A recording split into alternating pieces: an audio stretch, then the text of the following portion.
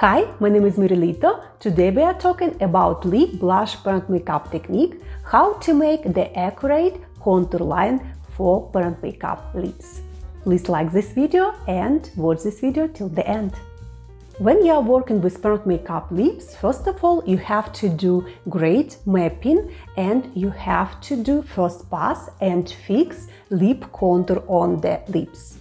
You can do it in two ways. You can stretch the skin properly and you can do stretching on the upper and on the bottom lips like that. Also, you can do a roller on the lips, for example, like that, or like that, or like that, and you can continue fix the contour line.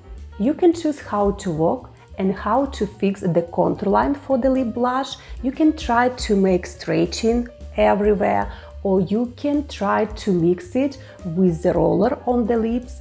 Please watch this video and you will see the details, and in macro you can see how I am working with these techniques and you can choose which one is better for you.